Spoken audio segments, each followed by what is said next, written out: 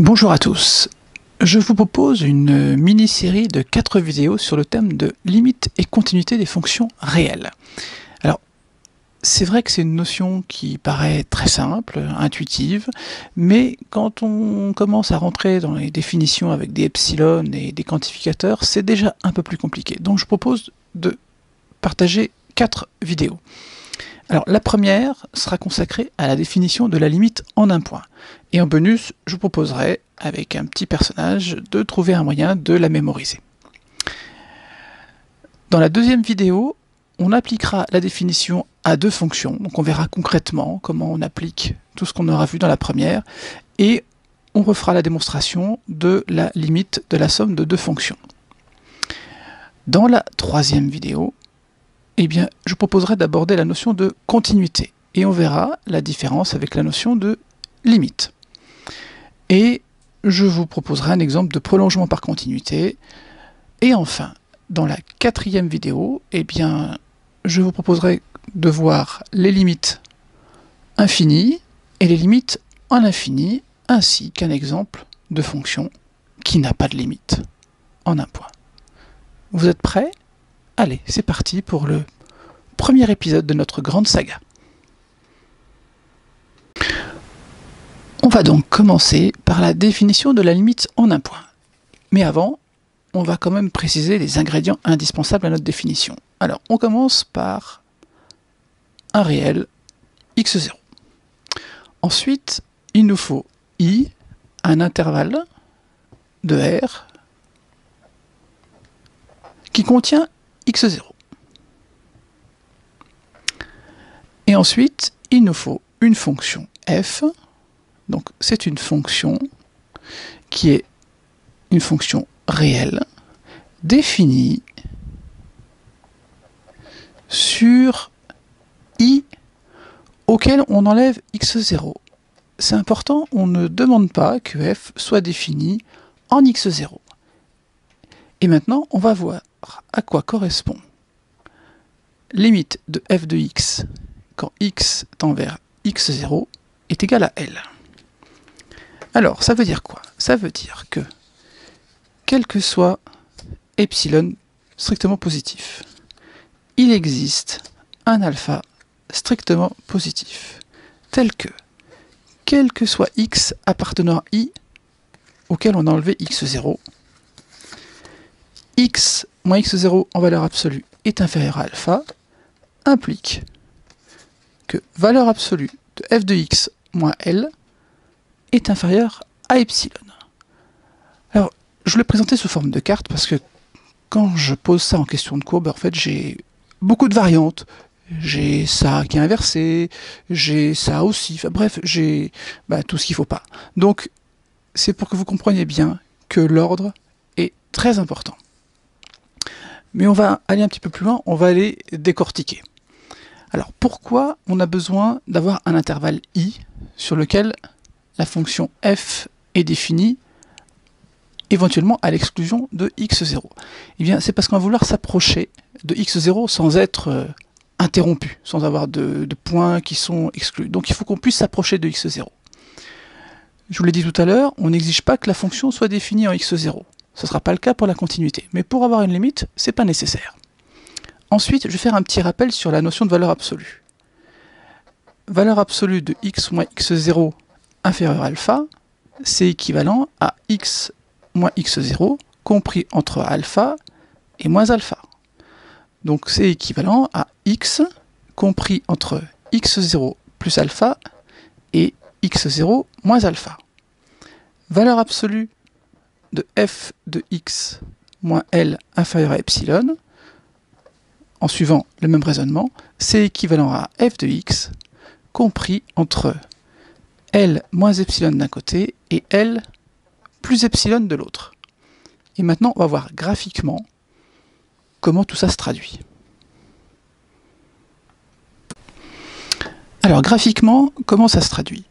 J'ai pris une fonction, j'ai pris un point x0, et on va voir comment on traduit le fait que limite de f de x quand x tend vers x0 est égale à L. Alors, tout à l'heure, on a vu que les valeurs absolues se traduisaient en termes d'intervalle. Donc je reprends ma définition. Quel que soit epsilon positif, il existe alpha positif tel que quel que soit x appartenant à i moins x0, x moins x0 inférieur à alpha, c'est-à-dire x compris entre x0 moins alpha et x0 plus alpha, implique que f de x est compris entre L moins epsilon et L plus epsilon. Alors on va commencer par la fin. F de x compris entre L moins epsilon et L plus epsilon. Donc je fixe un epsilon, je vais prendre par exemple L plus epsilon ici, donc ça veut dire que mon epsilon, il est là, et L moins epsilon est ici.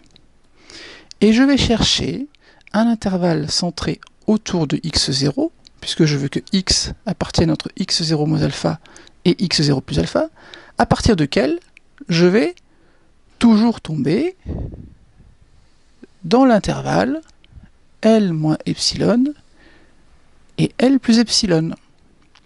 Donc si je regarde ici mon graphique, je cherche donc les intervalles centrés autour de x0 qui me permettent d'aboutir sur ce morceau de courbe. Et bien, par exemple, si je prends ici un intervalle de largeur, enfin de rayon alpha, ici j'ai x0 moins alpha, je prends ici x0 plus alpha, et je vois que toutes les images des réels compris entre x0 moins alpha et x0 plus alpha vont tomber dans la cible qui est L moins epsilon, L plus epsilon, parce que je vais tomber dans mon exemple ici, et c'est bien compris entre L moins epsilon et L plus epsilon.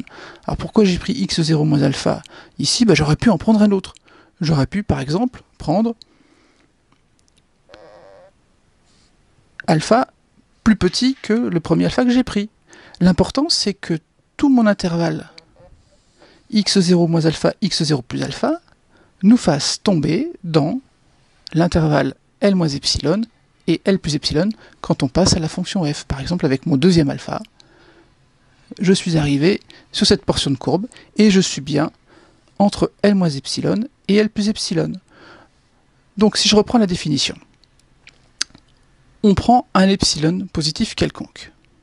Et l'objectif, c'est de trouver un alpha, c'est-à-dire une distance, ici, entre x0 moins alpha et x0 plus alpha, qui fasse que, quel que soit x appartenant à l'intervalle i, par exemple, pour nous, ça serait cet intervalle-là, par exemple, x moins x0 inférieur à alpha en valeur absolue, c'est-à-dire x compris entre x0 moins alpha et x0 plus alpha, implique que f de x est compris entre L moins epsilon et L plus epsilon.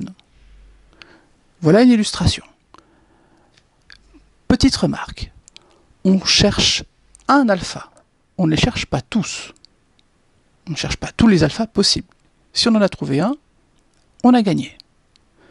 Ensuite, vous avez vu que si on prend un alpha plus petit que celui qu'on a pris au départ, eh bien ça marche aussi.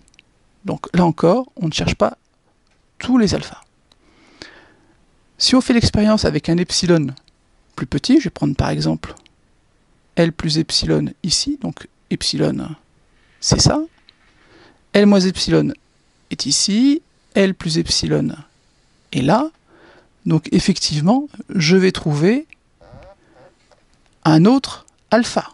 Par exemple, alpha ça serait ici, et donc x0 plus alpha serait là, x0 moins alpha à gauche, x0 au milieu, x0 plus alpha. Donc, deuxième remarque, alpha dépend la plupart du temps de epsilon. On va voir comment ça va se concrétiser dans la vidéo suivante. Donc, retenez bien la définition. Je vais vous la remontrer. Et après, je vous montre une petite façon de mémoriser cette définition qui est, il faut le reconnaître, un peu compliquée. Alors, on recommence, la pédagogie était dans la répétition. Quel que soit epsilon positif, il existe un alpha positif, tel que, quel que soit x appartenant à i moins x0, valeur absolue de x moins x0 inférieure à alpha, implique valeur absolue de f de x moins L inférieure à epsilon. Petite précision, on parle aussi dans certains cas de limite à droite, auquel cas x, on ne demande pas ce qu'il soit compris entre x0 moins alpha et x0 plus alpha, mais simplement entre x0 et x0 plus alpha. Pour la limite à gauche, c'est la même chose dans l'autre sens, donc x est compris entre x0 moins alpha et x0.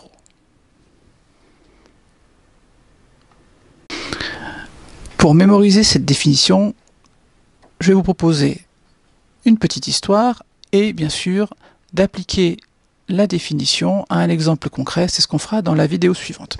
Alors, je ne vous prends pas pour des enfants, je vais vous raconter une petite histoire. C'est simplement pour aider à la mémorisation. Donc, il n'y a rien d'infantilisant, c'est juste une aide.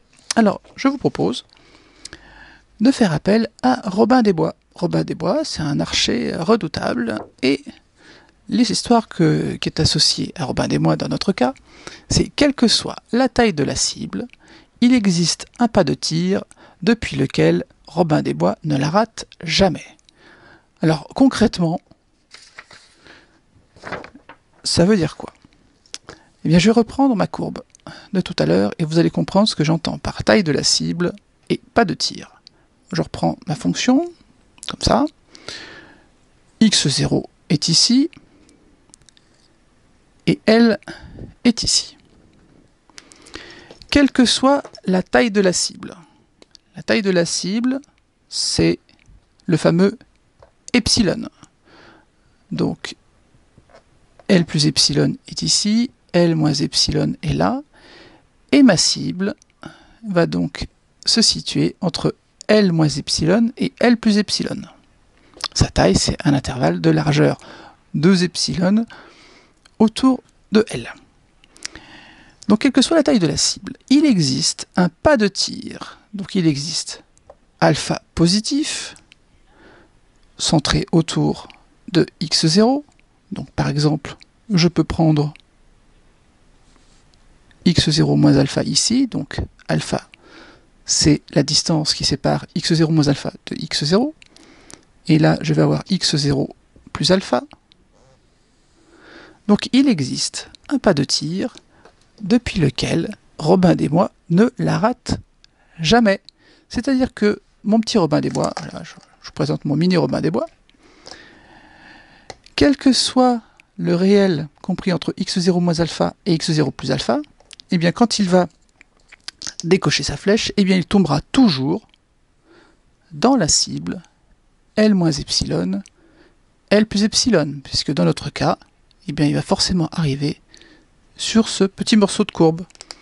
Donc, cette petite histoire, c'est surtout pour vous inviter à retenir l'ordre des quantificateurs. Quel que soit epsilon positif, il existe alpha positif. Tel que quel que soit x appartenant à i, le quel que soit, c'est pour dire qu'on rate jamais la cible. Donc, quel que soit x appartenant à i moins x0, valeur absolue de x moins x0 inférieure à alpha implique valeur absolue de f de x moins L inférieure à epsilon. Cette définition, je l'ai adaptée avec cette petite histoire de Robin des Bois. Ben, si vous voulez, vous pouvez l'adapter avec un joueur de football, avec un joueur de basket, ce que vous voulez. L'important, c'est que vous la reteniez et que vous ne vous mélangez pas dans tous ces quantificateurs et toutes ces expressions. J'espère que ça vous a aidé et je vous dis à très vite pour la deuxième vidéo où là, on va mettre ça en application.